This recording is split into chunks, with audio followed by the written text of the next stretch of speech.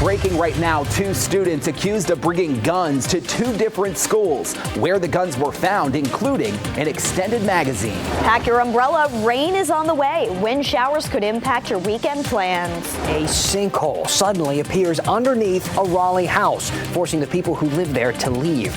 While the property owner says the city needs to step up and fix the hole. Then, North Carolina schools have been removing books from their libraries. I go in depth on the growing efforts by parents to curate the books our children are reading in schools. As we take a live look at the big radar right now, look at all of this. This is rain coming our way tomorrow. Thanks for joining us. I'm Deborah Morgan. And I'm Dan Haggerty. The clouds will be moving in tonight, and then we have some scattered showers popping up right around St. Patrick's Day. Meteorologist Kat Campbell in the WRAL Severe Weather Center timing this all out for us, Kat. I don't think St. Patrick's Day will be a washout. That's the good news. Just a small chance for showers during the day. But by tomorrow evening, we expect rain to begin to move in. And the rain will be widespread by tomorrow night. By the time we get to 9 o'clock, 100% chance for rain. For the 5 o'clock commute, though, about a 40% chance and only a 20% chance during the afternoon. It's quite a bit of rain that we have on the way as well. About half an inch to an inch of rain will be possible. The heaviest rain is going to come tomorrow night, likely after 9 o'clock, and continue overnight into the early morning hours on Saturday. Ahead of the rain, it's going to be warm and windy. 70 degrees our forecast high, and a strong wind out of the south before our cold front arrives. That cold front brings big changes for the weekend. I'll have a closer look at your weekend forecast and a town-by-town look at when the rain arrives where you live on Futurecasts coming up. Lots of changes to talk about this time of year. Kat, thanks. Now we're following some breaking news after guns were found at 2 Durham schools. New tonight, reaction from a district leader after students were arrested in both cases. WRAL's Monica Casey is live outside the Durham Public Schools headquarters after speaking with the board chair. Monica? Well, the school board chair confirms both of these arrests came from anonymous tips to Durham Public Schools' Text a Tip line. The school resource officer at Lowe's Grove Middle School got a tip about an armed robbery of a student happening on campus. The suspect was another student. That 14-year-old had a handgun with an extended magazine and that victim's property. In a separate incident, SROs at Hillside High School got a tip about a student planning to bring a gun on campus. They searched his vehicle and found a handgun inside. School board chair Bettina Umstead tells me this is a serious problem. Really shocked and alarmed and saddened by what is happening right now in our schools and also in schools across the state. I think the level of young people that have access to weapons or figuring out how to bring those weapons to campus is just really alarming to me. Due to his age, the name of the 14-year-old has not been released. In the case of the incident at Hillside High School, 18-year-old Zadi Obadiah Woodson was charged with possession of a stolen firearm on educational property, and carrying a concealed firearm. He posted a $5,000 bond and has been released. Deborah? Monica Casey live in Durham. Thanks, Monica. You can now sign up for a text alert system in Wake County that will inform you of instances of police brutality. It was started by a local activist. WRL's Sarah Kruger explains the motivation behind it and why some worry it could make situations more dangerous. The texting service works 2 ways. You can send in tips about police brutality, and you can be informed about the incidents. Right now, it's just here in Wake County, but ultimately its founder wants to take it statewide. When you get a text through Code Blue Brutality Alerts, its creator, Kerwin Pittman, hopes it'll do 2 things: inform you of what's happening in your community and encourage you to go to the scene. I'm not saying citizens should be vigilantes and try to physically restrain law enforcement, but what I am saying is they need to be there to put eyes on the situation and what's going on. I think it's irresponsible. Rick Armstrong with the union representing Raleigh police officers fears the mass texting system will make situations more dangerous for everyone involved. And an officer's dealing with a subject for whatever reason, they do need more people on the scene to create, a mob scenario, and it could really create a lot of problems. This app is about accountability. And so if the officers are following along to policy and procedure accordingly, then it shouldn't be no issue with anything. Pittman acknowledges, though, that not everyone who signs up for the text will have good intentions. And will honestly try to text in tips that turn out to be false. And so we have a thorough team who will be vetting these tips that come in, pull police reports, listen to scanners. Armstrong believes between body cameras and dash cameras, there are plenty of accountability mechanisms for officers already in place. He says the union will take a closer look at the new system and its possible implications. As a union, we need to decide what steps we need to take to protect the police officers, to protect the citizens. To sign up, you text JUSTICE to this 984 number. Pittman says since launching yesterday, about 100 people have registered. Sarah Kruger, WRAL News, Raleigh. School leaders say a teenager hit by a car while getting off a bus in Halifax County is undergoing a big surgery. The victim was Tillman Mitchell, a 10th grader at the Halawa-Saponi Tribal School. Staff held a healing session today to help other students cope with this. 51-year-old Howard Lee is charged with hitting Mitchell with his Tesla. He's charged with passing a stopped school bus and reckless driving. And coming up on our late news, hear from the teenager's family for the very first time since that accident. A massive sinkhole has formed under this house in the historic Oakwood neighborhood in Raleigh. This is a bird's eye view from it with Drone 5, as you can see. It forced the people who live there out of their home. WRAL's Luke Notestein spoke with the owner and explains how the city of Raleigh is helping. A fence surrounding this duplex on East Lane Street is adorned with signs that say danger, keep out, and no trespassing. That's because a large sinkhole has formed in the backyard of the property. Drone 5 video shows the extent of the damage. The house will have to be removed to be able to access a repair to that pipe in the back, because everything back there is now unstable and there's no access from the rear or sides of it. Alan Jerkowski owns the property. I spoke to him over the phone today. The house itself sits on pretty unstable soil. But again, it was built in the 1930s, and that's sort of just what they did. People were living in the duplex at the time the sinkhole started forming. Jerkowski had to terminate their leases because it wasn't safe for anyone to live here. So Jerkowski reached out to the city of Raleigh for help. The city has a stormwater management program that has put this project at the top of the list. This project very quickly went to the top of the list of that priority, and that's why we were able to rush it through the Stormwater Management Advisory Commission and the City Council and move quickly on this one. They have given us a projected timeline of about 18 months to complete this project. We are number one on their stormwater remediation efforts. The city is hoping to find a more permanent solution so that more people can live in and enjoy this historic neighborhood. This is basically 120-year-old infrastructure, and maybe its time has come. Luke Notestein, WRAL News, Raleigh. I'd say that's an emergency. The city of Raleigh is hoping to find a solution for this project just as soon as possible. Governor Cooper is taking his budget proposal to schools around the state. This morning, he was at an elementary school in Rayford. He came to Scurlock Elementary in Hoke County, meeting with teachers and students. Governor Cooper proposes big funding increases for schools in his budget plan, including an average 18% pay raise for teachers. Republican lawmakers have called Cooper's full proposal unrealistic because of its cost, which tops $34 billion. Still ahead, we are looking at the book banning issue from another angle, one that asks you to consider something beyond the literature. We're going to go in depth coming up. And as we go to break, let's take a live look at Lake Gaston. Always gorgeous this time of night. This time of year, anyway, we get to see these gorgeous sunsets. Meteorologist Kat Campbell is in the WRAL Severe Weather Center tracking out a timeline for rain as the weekend approaches.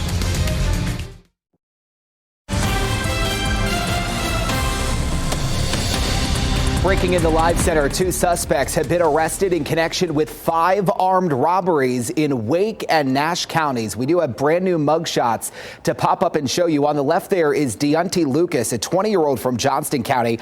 On the right, Michael Engels of Bailey. That's in Nash County. Both of them are facing robbery and weapons charges. There was an incident in Nash County at a Dollar General. Again, they used guns in all of these cases. There were also robberies in Zebulon, Wendell, and Raleigh all over the past couple of months. Both of those men are locked up tonight. Joe, thank you. North Carolina schools continue to remove books from their libraries after parents complain. WRAL is part of a group called the North Carolina Watchdog Reporting Network that requested records from every school system across the state to get their numbers. And tonight, I'd like to go in depth on the still growing efforts by parents to curate school libraries. But first, here's WRAL Education Insider Emily Walkenhorst with a closer look at the numbers. A growing number of challenges to books raises the question of who should decide whether kids have access to certain books. Since October, Cumberland County Schools has removed close to 100 young adult titles from its school library catalogs after a single complaint. Librarian Christy Sartain said that frustrated students. And that was heartbreaking. It was heartbreaking that I had to tell them, somebody doesn't want you to read this book. PEN America, a group that tracks school censorship, says many challenges object to books' references to homosexuality, transgender people, or the negative portrayal of some white characters. PEN America identified at least 50 organizations that are mobilizing around the danger of books and pushing for restrictions. Those groups have dozens of chapters in North Carolina. Some groups have lists of books they urge parents to challenge and talking points for those parents. So when a book is challenged in one place, it's often challenged in another. So if you see a book that maybe is being banned in other places, there's a chilling effect that happens. One of the groups challenging books is Moms for Liberty. Wake County Chapter President Julie Page and several other parents filed police reports against the school board because they found some library books to be, quote, obscene. Page says her protests have nothing to do with censorship of people who have been discriminated against. We truly believe in equality for every child and not simply just equity. Wake County School librarian Julie Stiver said parents can talk with their children about the books they read or what books they don't want them to read, instead of trying to remove books from libraries. She asked her students what they want others to know about some of the books in her library. That book you gave me, I think it literally saved my life. That author gets me. The books in this space have made me love reading again. It's magical when a book tells you that you are no longer alone. Emily Walkenhorst, WRAL News. All right. Thanks to Emily for that report. So what do you think? I mean, which side are you on? We have to polarize each other nowadays. You have to be on one side or another. Before you give me your answer, though, let me give you a little bit of context that could possibly bring us just a bit closer together with a statement. Censoring books is okay sometimes when it comes to kids. Well, hold on. If you disagree, don't get mad at me. Email the Supreme Court. They're the ones that came up with that. Here's how UNC law professor William Marshall explained it to me. The standard for obscenity, for example, is a lot higher when you're dealing with adults than when you're dealing with distribution of sexually explicit materials to kids. In another context, for example, broadcasting that goes to children may be treated a little bit differently than broadcast that goes just to adults. So yes, there is a difference in the First Amendment. So we're not talking about public libraries, we're talking about school libraries aimed directly at kids. So there is a standard, but what is that standard exactly? You know, the Supreme Court has stayed pretty vague on that one too, bringing us back to square one, right? There is no clear answer on where to draw your book banning line, which is why these debates rarely end. So instead of focusing on that standard tonight and where it should be, let's pivot to this study from the Common Sense Media Group in 2021 that found 38% of tweens and 84% of teens use social media. Many of them use it every single day. Now, when I read this study, it got me thinking, the gears were turning. And I would like to walk you through my thought process here and then get your response. And I want to start with a simple question. Does your kid have access to the internet? Do they ever get on social media or YouTube or something like that? No? You're one of the good parents out there? Okay, well, do they have friends maybe that do? No, again? Sure about that? Let me tell you a little story. You see, in 1993, my middle school library didn't have copies of Playboy magazine, as they shouldn't. I support that ban. Now, if you asked my parents back in 1993 if their son had seen a Playboy magazine, they would tell you definitively, no way.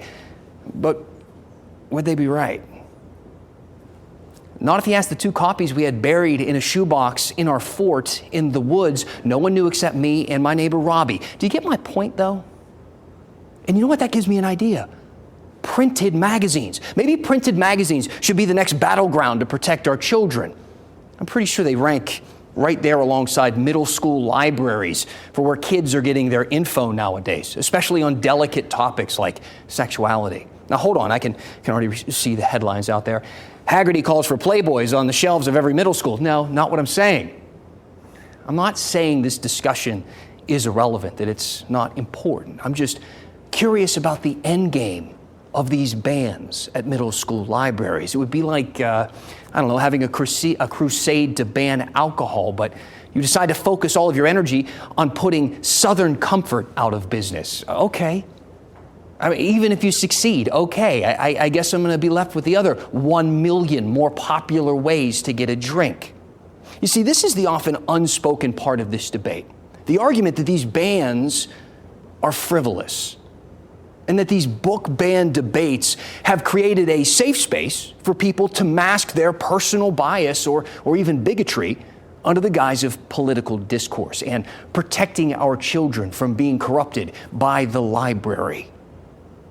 That said, I do realize there are reasonable people making reasonable arguments here who truly think our children need to be saved from influences that may corrupt them. And if that's you, if you're one of those reasonable people, consider this. I've done a lot of research on this topic and others like it. I've read countless studies and opinions. I've interviewed professors and lawyers and experts all over the years. And I've struggled in that time to find a moment in our history, regardless of the topic, where censorship is what saved the day. Let me know what you think. A bit of an opinion tonight, clearly. Send me an email at dan@WRAL.com. It's right there on your screen. Let me know what's on your mind, and we'll go in depth. A reminder that Fort Bragg will soon become Fort Liberty. The sign at the Knox Street gate has been stripped of all the letters, and it's coming down. Military leaders tell WRAL the sign is obsolete because the Knox Street gate is permanently closed. Soon, though, all signs that say Fort Bragg will change. The Defense Department says it will cost about $6 million to do that. Fort Bragg is one of 9 military installations across the country whose namesakes have ties to the Confederacy. The names must be changed by the end of the year. Meteorologist Kat Campbell joining us now in the WRAL Severe Weather Center. Boy, we're looking at a beautiful live picture from Beaufort, and we're not going to see this time tomorrow night, are we, Kat? No, we are not, Deborah, unfortunately. And it's a last glimmer of the sunset here over Wake County. The tall tower camera, you can see a lot more clouds filling in tonight, and this is ahead of tomorrow's system.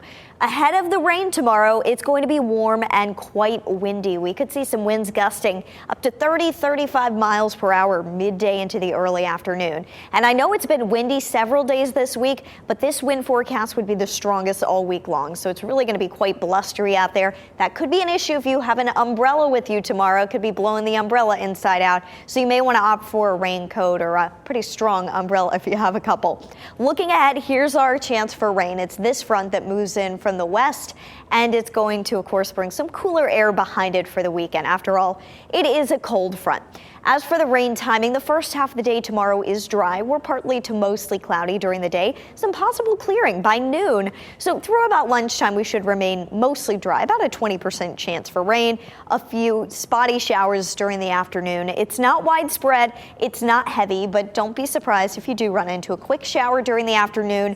This steady rain and the heavier rain and the more widespread rain, that gets here around dinner time and is likely to last into your Friday night. So if you've got dinner plans, if you're going to be out and about late Friday night, make sure that you have your umbrella on hand. You can see the rain is widespread all the way overnight into early Saturday morning. 6 a.m. still some showers from Raleigh, the Sandhills, points east. It's mainly light rain at that point. And then by 8 a.m. some showers still left in our eastern counties, but we should quickly dry out in the triangle, I think by 9 a.m. Saturday. So most of the day Saturday ends up being dry, but you may wake up to the morning rain. After that, temperatures really tumble. 58 the high Saturday, 50 on Sunday, even 29 by next Monday morning. Temperatures do rebound a little bit as we head into next next week. After a couple of freezing mornings, high temperatures likely to climb back into the 60s today. So if you like today's weather, we got more of it down the road. That's more like spring. Thanks, Kat. There is a new skate park we want to tell you about. It's going to be the first in downtown Raleigh. Today, Skate Raleigh held a pop-up skate park at Union Station Plaza. The skate park will be in the Smoky Hollows. We'll tell you all about it coming up. From St. Patrick's Day fun to monster trucks, we have a lot happening this weekend. WRAL lifestyle editor Kathy Hanrahan has our out and about bests. Families can enjoy a St. Patrick's Day themed scavenger hunt in downtown Raleigh on Saturday. Search the City is hosting this event starting in Moore Square at 2 p.m. Teams will search downtown for hidden green shamrocks. The winner will get a gift basket with goodies from local businesses. Tickets start at $10 for children and $25 for adults. On Saturday and Sunday, Monster Jam returns to PNC Arena. The show features giant 12,000-pound monster trucks flying through the air. Tickets start at $20. And on Sunday, Durham Central Park will host a food truck rodeo from noon to 4 p.m. There will be lots of trucks and drink vendors on hand. Admission is free. These are just a few ways to get out and about this weekend. Kathy Hanrahan, WRAL News. Admission is free is always good, like the new skate park that's coming to the Triangle, and it's going to be the first in downtown Raleigh. Yeah, today Skate Raleigh held a pop-up skate park at Union Station Plaza. The skate park will be in the Smoky Hollow section of downtown. Skate Raleigh is breaking ground next week, and they hope to open the skate park by May. A fundraiser for the park is planned for April 16th at Union Station. Great day for it. You a skateboarder? Back in the day. Did you? Yeah. Are you serious? Oh, I didn't do all the flips and stuff. I want to see some pictures, videos, something. I know you do too, right? I have proof somewhere. Thanks for joining us tonight. Our next newscast at 10 on Fox 50 and at 11 on WRAL. We'll see you then. Have a great night.